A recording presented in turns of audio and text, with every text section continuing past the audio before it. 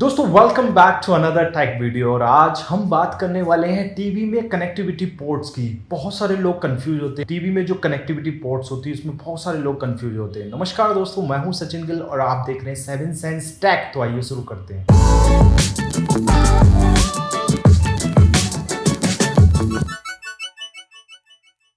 दोस्तों चैनल पे अगर पहली बार है तो प्लीज़ चैनल को सब्सक्राइब करिए और उसके आगे घंटे का बटन है, उस घंटे को जरूर दबाइए क्योंकि घंटा बजेगा तो नई वीडियो आएगी। तो दोस्तों वीडियो शुरू करने से पहले अगर वीडियो आपको पसंद आए तो प्लीज़ लाइक करिएगा और पसंद ना आए तो उसे डिसलाइक करिएगा। और टीवी और स्मार्टफोन से लेटेस्ट ऑफर्स के लिए हमारे टेलीग्राम चैनल को आप सब्सक्राइब कर सकते हैं। तो दोस्तों आजकल बहुत सारे लोग टीवी सर्च कर रहे हैं, बहुत सारे लोग टीवी खरीदना चाहते हैं। कुछ लोग कनेक्टिविटी जो पोर्ट्स हैं उनके बारे में जानते हैं, फिर क्वेश्चन करते हैं। कुछ लोग नहीं जानते हैं तब भी क्वेश्चन करते हैं, और कुछ लोग जानते नहीं है फिर भी टीवी खरीद लेते हैं कि जो होगा देखा जाएगा। बाद में उनको पता लगता है यार कनेक्टिविटी इशू होना कितना इंपॉर्टेंट है किसी भी टीवी के लिए।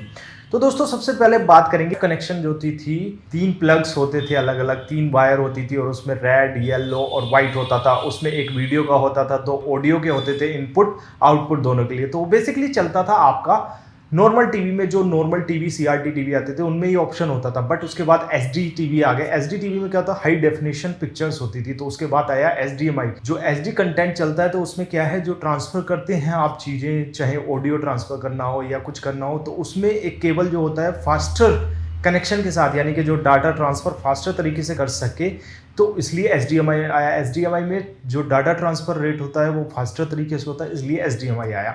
तो वो आरएफ कनेक्टिविटी खत्म हो गई। तो बहुत सारे लोगों का क्वेश्चन होता है कि हमारा जो नॉर्मल सेटअप बॉक्स है क्या स्मार्ट टीवी में चलेगा? तो डेफिनेटली चलेगा। अगर आपके टीवी में कनेक्टिविटी है तो स्मार्ट टीवी में कनेक्टिविटी आरएफ वाली आती है, नॉर्मल सेटअप बॉक्स से वो चल जाता है। बट अगर आपका सेटअप बॉक्स एचडी है तो उसमें एचडीएमआई का ऑप्शन होता है, एचडीएमआई आउटपुट, उसे आप अपने टीवी में, स्मार्ट टीवी को कनेक्ट कर सकते हैं। तो उससे क्या होता है, वीडियो की क्वालिटी और साउंड की क्वालिटी ट्रांसफर बहुत अच्छे तरीके से होती है और बहुत अच्छे तरीके से वो स्मार्ट टीवी में रन करता है।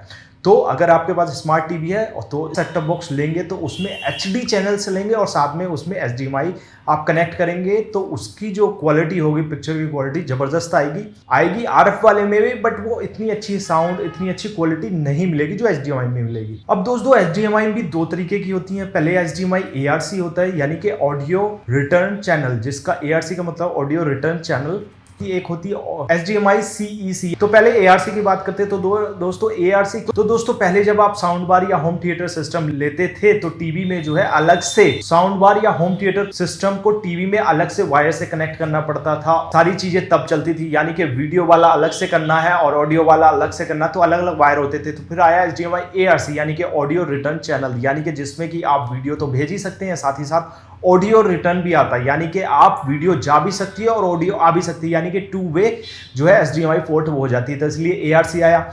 अब ARC आने के बाद CEC क्यों आया? तो दोस्तों ARC आने के बाद बहुत सारी चीज़ें हम पे हो गई, जैसे कि हमारा होम थिएटर सिस्टम हो गया, सेटअप बॉक्स हो गया, या बहुत सारी चीज़ें होंगी। तो प्रॉब्लम आई, हमारे जो रिमोट है वो अलग अलग चीज़ों के लिए अलग अलग रिमोट हो गए। यानी कि अगर हमें होम थिएटर सिस्टम चलाना है तो होम थिएटर का रिमोट लेना पड़ेगा, और अगर हमें सपोज करिए टीवी का लेना तो उसका सेटअप बॉक्स, उसका उठाना पड़ेगा, सेटअप बॉक्स का अलग। तो वहाँ कन्फ्यूजन, बहुत सारी चीज़ें हो गई।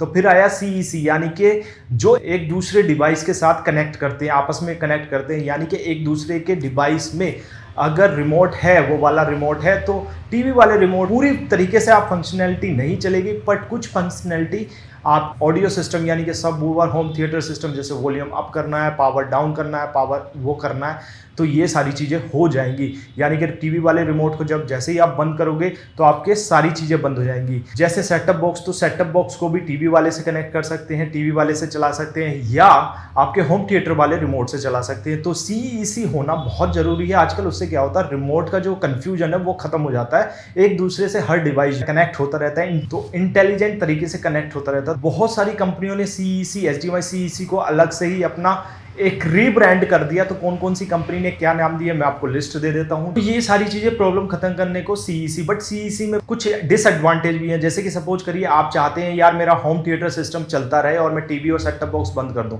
तो आप एक चीज बंद करेंगे तो सारी चीजें बंद हो जाएंगी। तो ये भी एक इसमें जो है माइनस पॉइंट है।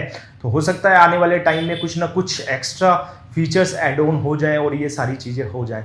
बात करते हैं ईथरनेट पोर्ट की। अब ईथरनेट पोर्ट होना बहुत ज़रूरी क्यों है, कि बहुत सारे लोग नहीं जानते हैं। जैसे कि वाईफाई सपोज करिए अगर टीवी में आपके कभी ख़राब हो जाता है तो आप ईथरनेट से इंटरनेट से कनेक्ट करके अपने घर में जो मॉडेम आता है उससे ईथरनेट से कनेक्ट करके टीवी को डायरेक्टली चला सकते हैं। या फिर कभी कभी क्या होता है दोस्तों, कनेक्शन वाईफाई में जो है ना, वाईफाई जितनी दूर होता है तो कनेक्शन कम हो जाते हैं। कभी कभी वाईफाई का राउटर ख़राब होता है तो स्पीड अप एंड लो होती रहती है, किसी भी फ्लक्चुएशन स्पीड में बहुत ज़्यादा होता है। और आप ईथरनेट से डायरेक्टली टीवी चलाएंगे तो कांस्टेंट स्पीड आती है। तो इसलिए आपको ईथरनेट का ऑप्शन होना बहुत ज़रूरी है टीवी में। अगर जिसके पास नहीं है तो वो बात ठीक है, बट जो आगे स्मार्ट टीवी लेंगे तो ईथरनेट उसमें होना ज़रूरी है। SPDIF केबल होता है, एक ऑप्शन होता है SPDIF पोर्ट। SPDIF पोर्ट भी होता है एक आपका डिजिटल ऑडियो ट्रांसफ़र करने के लिए। जैसे कि बहुत सारे टीवी में ARC नहीं होता, SPDIF पोर्ट होता है, तो आप उसके थ्रू अपने होम थिएटर सिस्टम को कनेक्ट कर सकते हैं टीवी से, या फिर सेटअप बॉक्स को SPDIF के थ्रू कनेक्ट कर सकते हैं। तो जो साउंड है, साउंड की क्वालिटी वही आएगी जो HDMI वाली आती है। तो इसलिए SPDIF केबल दिया जाता है। अब बात करते हैं USB की। तो USB भी होना जरूरी है। USB से आप बहुत सारी चीज़ें प्ले कर सकते हैं, साथ ही साथ कंप्यूटर कनेक्ट कर सकते हैं या कुछ और चीज़ें भी कनेक्ट कर सकते हैं। अब USB में दो चीज़ें होती हैं, USB 2.0 और एक होती है USB 3.0। तो USB 2.0 पुराना वर्जन है जिसमें स्लो स्पीड ट्रांसफर होती है। USB 3.0 में स्पीड बहुत ज़्यादा ट्रांसफर हो जाती है। तो 3.0 भी होना जरूरी है। जैसे गेमिंग आप खेलते हैं तो उसमें गेमिंग में वो आपको बेनिफिट देती है, गेमिंग खेलने के टाइम पे आपको बेनिफिट देती है। तो ये सारे कनेक्शन होने बहुत ज़रूरी हैं आपके टीवी में। तो अब मैंने आई होप टीवी का हर पोर्ट कवर कर लिया। कुछ पोर्ट छूट गई है तो कमेंट में आप जरूर लिखिएगा, नीचे पूछ सकते हैं क्या होती है ये। और ऐसे टीवी की मैं लिस्ट नीचे दे देता हूँ जिन टीवी में ये सारी चीज़ें मिल रही हैं, आपके बजट में भी हैं। वो टीवी की लिस्ट आपको नीचे मिल जाएगी। अगर आप खरीदना चाहते हैं तो खरीद सकते हैं। हमारे चैनल पे और भी बहुत सारे ऐसे वीडियोज़ हैं जो टीवी, स्मार्ट टीवी से रिलेटेड है। अगर आपको कन्फ्यूजन है वो वीडियोज़ देख सकते हैं टीवी खरीदने में, तो वहाँ आपको हेल्प मिलेगी। तो दोस्तों आई होप आपको ये वीडियो पसंद आई हो। अगर पसंद आई तो प्लीज़ लाइक करिएगा और कमेंट में लिख के ज़रूर बताइए कैसी लगी। और आज की वीडियो के लिए इतना ही। Thank you so much. Vande Mataram.